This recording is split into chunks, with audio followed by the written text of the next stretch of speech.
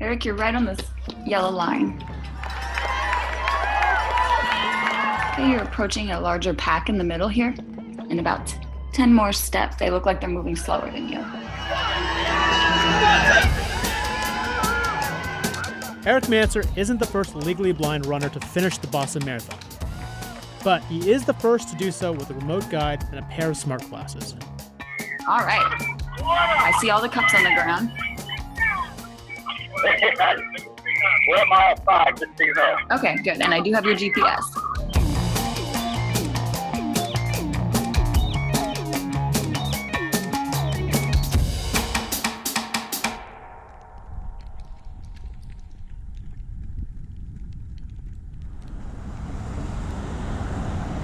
My path to blindness has been kind of gradual over many years.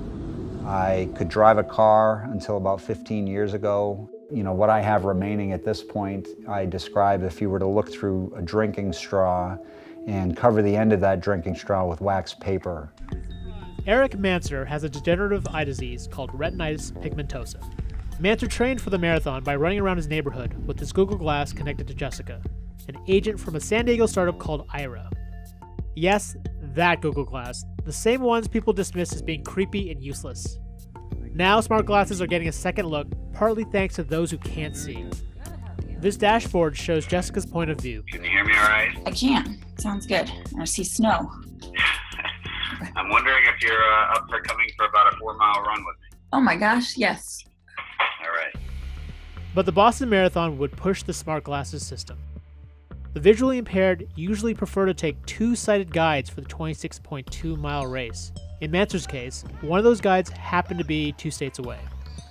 In Boston, when the gun goes off, you know, there's initial congestion. At the very beginning of a race, you're packed in like sardines. There are situations in that kind of packed in congestion where it literally feels like people are appearing out of nowhere. You've got quite a few people ahead of you. Narrow path here. Because of limited battery and connectivity problems, the Google Glass system couldn't fully replace a human guide. But Jessica was there for him for 16 of the 26 miles, including the last one. Mile 25, marker. Thank you for calling Aira. This is Jessica. How can I help you? Hi Jess, it's Roger. How you doing? There. I was curious to see how effective a remote guide could be, so Aira supplied me with Google Glass and connected me with the same agent while I walked around Central Park with an eye mask on. This is either a brilliant idea or a terrible idea. The goal was to go about 450 feet from a bridge to a model boat pond. I gingerly took my first few steps, fearful of tripping or crashing into someone or something. Alright, this is actually a bit scarier than I realized before I thought about doing this, but after a while I got used to Jessica describing the scenery. So now if you were to reach out to your right, I believe you'd feel that little fencing.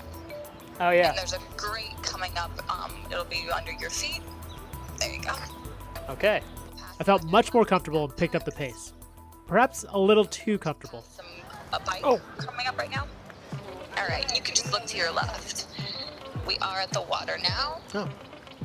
Aira is one of the more colorful examples that there's life yet for smart glasses. Oh wow. Oh, look at that. And it's not alone. The Osterhout Design Group is working to make its own glasses, which are historically geared towards doctors and factory workers. Snap Spectacles have brought a hip vibe to embedded cameras and glasses, and Microsoft, Apple, and Facebook are all pouring billions into augmented reality, an ideal technology for smart glasses. Manser, for one, clearly sees the opportunity. The importance of having technology that can be used by everyone, regardless of age or ability, is something that I feel very personally strong about. So while there are hangups that we all need to get over, it's clear that there's a lot of good that can come from smart eyewear. The technology could potentially change how we view the world, as long as we keep finding smart ways to use it.